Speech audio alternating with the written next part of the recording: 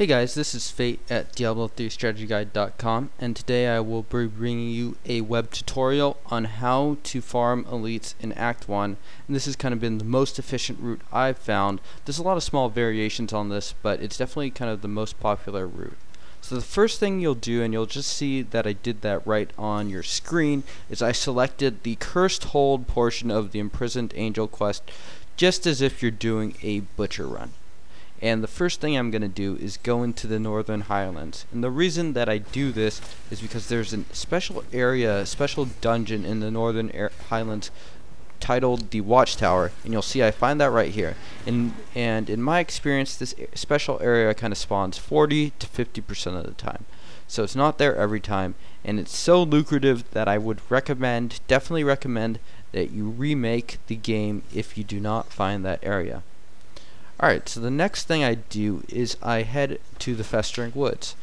And so the reason why the Festering Woods and Act 1 in general is so great for this elite farming, and in fact people tend to prefer to farm this much over Act 2, so there are people capable of grinding in Act 3 that are actually down in Act 1 farming, including myself, is that there are these areas such as the Festering Woods which are guaranteed to have a certain number of elites. And in the Festering Woods case, you'll see that I was looking around searching for these caved areas. And so the Festering Woods is guaranteed to have two caved areas, both of which are very, very small dungeons, and both of which are guaranteed to have one elite pack. And so this is just great for building up the Nephilim Valor. I run into a purple monster here, a little bit odd for the Festering Woods. Definitely do not run into that every time. And so generally when you do this, you're also going to likely, I'd say maybe 70% of the time, run into an elite in the Festering Woods when you're kind of running around that area searching for those caved areas. So if you do, great, kill that monster, get another stack of Nephilim. If not, no biggie, and you just continue with your run. And that's one of the real strengths of this run, is that you are guaranteed a certain number of elite packs. So once you kill those guaranteed amount of elite packs, you just get out of there. There's absolutely no need to stay in that area. It's kind of a waste of time to search for elite packs that may or may not be there, as this run is simply all about efficiency. Okay, so you see the next place I went is the Orcs Manor, and so you'll occasionally run into one elite pack on your way in the manor itself. If not, you go outside and you kill the guaranteed elite pack in the courtyard. So that's another 1 to 2 stacks of Nephilim Valor. So this is another part of Hidden Gem kind of in Act 1, is the Cemetery of the Forsaken. You'll often run into an elite here, maybe 35 to 40% of the time. If you do, kill it, take the stack. If not, not a big deal. But the most important thing is inside of these defiled crypts, and you are guaranteed to have 3 of them. Each of them are guaranteed to have at least one elite pack. Kill that elite pack, town portal out, go back in the waypoint to the tower, to the Cemetery of the Forsaken. What you'll also find in these areas, and the reason why you don't do the Cemetery of the Forsaken first, is you'll run into these side quests where you gotta save this lady, or you gotta kill a bunch of skeletons. And so, interestingly, these behave kind of like a boss. They don't give you an additional set of Nephilim Valor, but if you have your 5 stacks, you are guaranteed to get a rare item from them. So you can see me doing this quest real fast right here, and you'll see after I kill these skeletons, after a certain amount of time, I will be getting my loot. Alright, and so you can see, guaranteed rare right there. Grab a bunch of gold, and town portal out.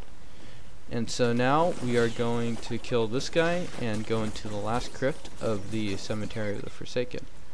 So the other thing you're probably also wondering is, hey, we found the Northern Highlands, why didn't we go in? Well, the reason is the Watchtower, which you'll soon see, is kind of rich, and it tends to have a lot of elite packs as well as resplendent chests and treasure goblins. So resplendent chests no longer work with Nephilim Valor, but treasure goblins still do. So the reason why we wait until we get our 5 stacks before we do the Northern Highlands is so we can get our 5 stacks, and then so we can get the maximum amount of loot that we can from those treasure goblins. So now that I have my 5 stacks, what I'm going to do is I'm going to unload my loot into the stash.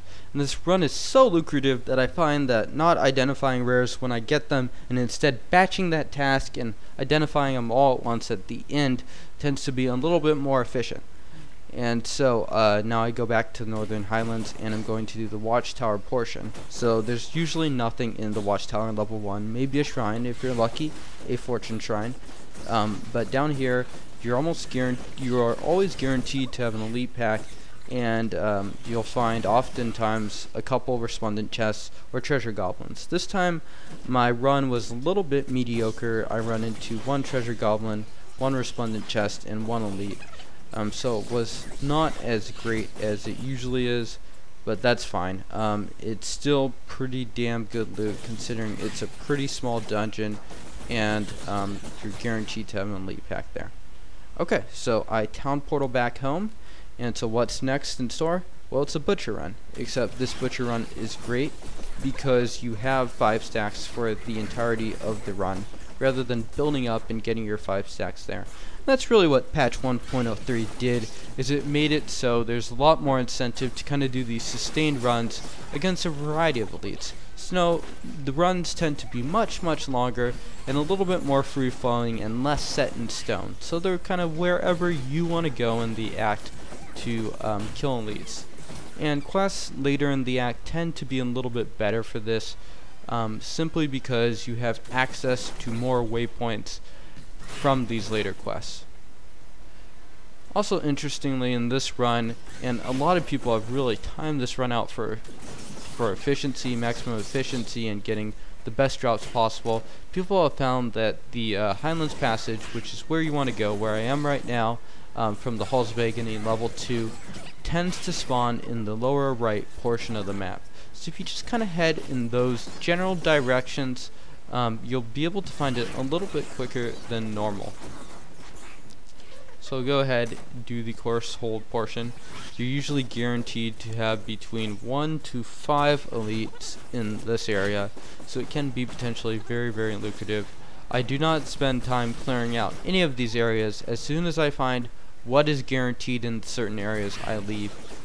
So I kill both of these elite packs and begin to free the prisoners. And so the Warden still is one of the easiest bosses in the game, despite being given a jailer as well as Molten. He's just a very easy boss.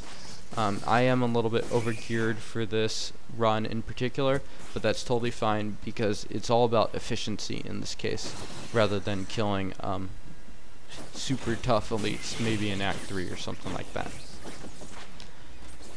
Also, I will be releasing more videos covering kind of Act 2 popular runs as well as Act 3. I tend to favor the Act 1 or Act 3s. Part of this is because of my classes, which are a wizard, of course, and the witch doctor. Act 2 tends to be a little bit tougher. Monsters are pretty quick and they come out of nowhere. There's like lots of annoying poison. I've heard it's a little bit better for classes like a monk or a barb. So if you are those classes and you like doing Act 2 runs, I will be covering those in kind of some other video tutorials. Okay, so you can see here, filling up the stash again with kind of all the rares, I guess, so I can identify them all at once. And I'm about to begin the last portion of the quest, the actual butcher part of it. So this I found, the Chamber of Suffering tends to spawn at the upper right. So I do a very similar thing to what I do in kind of the Halls of Agony level 2 when I'm searching for the Highlands passes, is I just head in that general direction. So you can see I head to the upper right, nothing there. Okay, the only way to go is down, so I head down. But you'll see the first opportunity I can get, I kind of meander over to the right side of the map and then head up. And you'll find that you can usually find both of these areas a little bit quicker if you follow this same sort of route. So the butcher, I'm sure you all by now have killed him. Relatively straightforward boss, very predictable, just about knowing the attacks, dodging them when they come, and taking care of business. we did do a tutorial on the Butcher run, which used to be kind of the go-to run in Act 1, because elites were guaranteed to give 0 rares at that point, and set bosses were guaranteed 2. Now elites are guaranteed 1 and set bosses 2. So you're kind of getting the best of both worlds right now. Okay, so that concludes the video and the run of Act 1 Elites. So I hope you guys enjoyed it. We will be covering more kind of farming content, as well as builds, Witch Doctor builds, Wizard builds, DH builds, Monk builds, Barbarian builds.